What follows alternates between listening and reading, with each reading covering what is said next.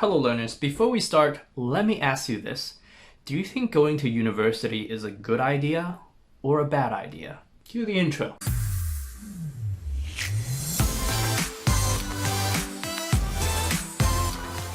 Seriously, leave a comment below. I actually want to know if you think going to university is a good idea for you or not. By the end of this video, you're gonna have an idea of how to start thinking critically about it. In the last two videos, we talked about creativity, and if you didn't watch those two videos yet, you probably should check them out. Alright, critical thinking. Let's break it down into critical and thinking. And we're gonna start with the easier one, which is thinking. What in the world is thinking? Come on, you know what thinking is. It's when you have an idea. It's when you're trying to make a decision. It's when you have thoughts in your mind. It's when you're trying to be creative. So you know what thinking is. You can, I hope, think. But what is the purpose of thinking? Why does thinking exist? Why do we think? Have you thought about that? I mean, the rest of the animals in the whole wide world, they rely on instinct. Something happens to them and they react. We, as human beings, have a conscience. We can think about our decisions. We can think about the future, the past, the present. We can ponder, we can consider, we can decide. What's the significance of that? Well, in the words of Henry Ford, he said, whether you think you can or can't, you're right. So thinking has an influence on what we do and the results that we create for us in our lives. So you better hope that you're thinking the right thoughts. So if we think along those lines, then the purpose of thinking would be something like you're trying to come up with a conclusion and you're trying to come up with an understanding that you can take action on to create the result that you want your life to see. So the purpose of thinking is so we can arrive at some sort of conclusion, but not just any conclusion, a conclusion that can sometimes cause us to take action that goes against our basic human instinct. I don't feel like working. I don't feel like waking up early. A lot of times I don't feel like exercising, but my brain tells me that I probably should. My thinking tells me that that's what I have to do to get the result that I want, and so I do it and it's good for me. And that's what brings me to the word critical.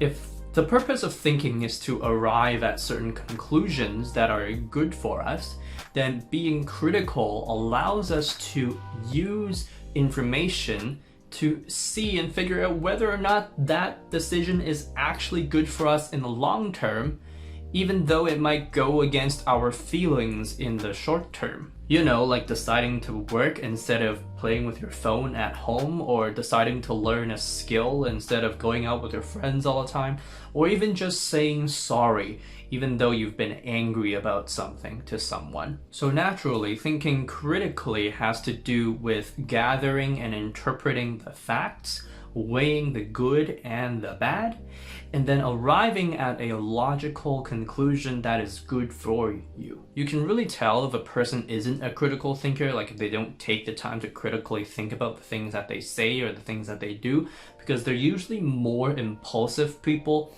and they usually don't think that much about the consequences of their actions, or they underestimate those consequences and they're natural risk takers. So without further ado, here are 5 characteristics of great critical thinkers. Number 1, they are great at asking questions. A lot of times critical thinkers are able to pinpoint precisely what they want to figure out, and they can do that by asking the correct question. That's actually the difference between a student that reads an assignment that a teacher gives them and knows exactly what the teacher is looking for, versus a student that reads an assignment and ends up not really knowing that much about what the assignment is actually about. Because the first student is able to ask the correct questions as they read the assignment, that they're able to find the right answers that are usually right in the assignment. Like, what are the requirements? What do I have to do?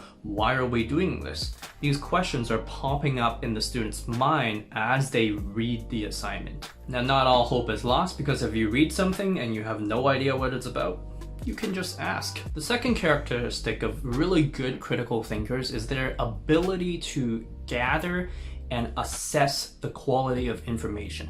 Great critical thinkers are able to look at information and know whether or not it's good, whether or not it's credible.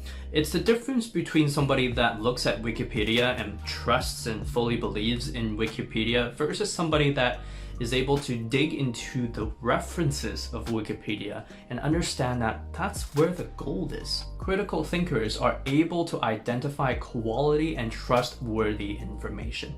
A third characteristic of great critical thinkers is that they are great at coming to conclusions that are logical and tested. Great critical thinkers have a very, very clear vision or picture of the result that they want. They have a great imagination. They also are able to seek out great examples of work that they aspire to achieve, and they're able to have a good understanding of high standards and what that looks like for them. And so pretend you're working on a project. The regular person would just do the project, finish it, and then that's done. The critical thinker, they would do the project, they would finish the project, and then they would compare the project with other people's, compare the project with an objective standard, they would ask for feedback, improve on the project if possible, and then they would submit it. You might be thinking, man, that's a lot of work. It is, but that's what makes them good. The fourth characteristic of critical thinkers are that they're open-minded and they're open to new ideas and different ideas, and they're open to change. A lot of the time, we are wrong. Critical thinkers, they're okay with being wrong, and a lot of the time they just accept the consequences and take it as a learning experience. They also realize that other people might have really good reasoning that lead to totally different beliefs, and they're okay with that.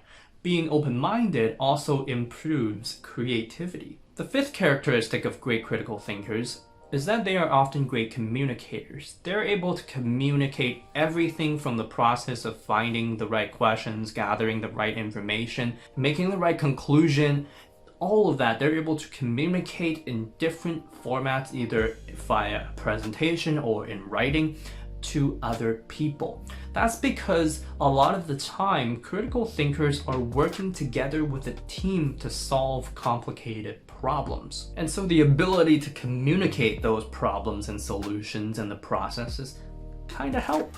Now, I want you to remember that none of this actually really matters if you're unable to take action. It doesn't matter how good you are at critical thinking if you're not able to do anything about it. So being a good critical thinker is one thing, but actually being able to apply that to your life and live effectively is a totally different game. Don't forget that. Ever. Well, we started in this video by identifying that thinking allows us to come to certain understandings or conclusions, and that critical thinking allows us to make decisions that are good for us in the long term, but we might not feel like it in the short term. In order to do that, we need to be able to ask good questions, get and gather information, come to conclusions about that information, be open-minded to change, and have the ability to communicate all of it.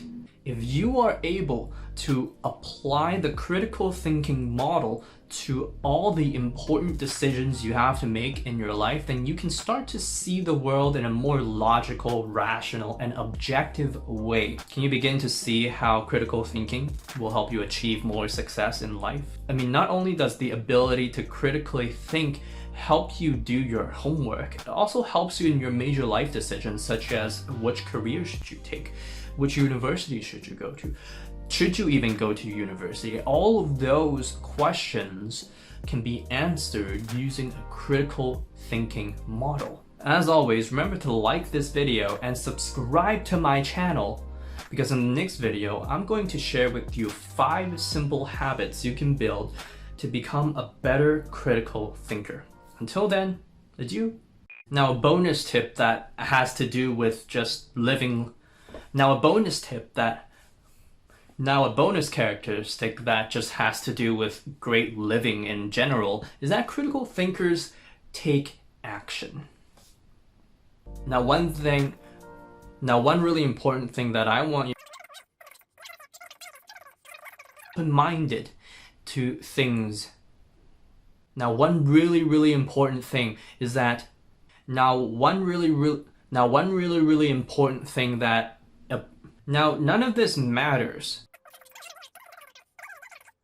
Now, I want you to remember that one really important thing about all of this is the ability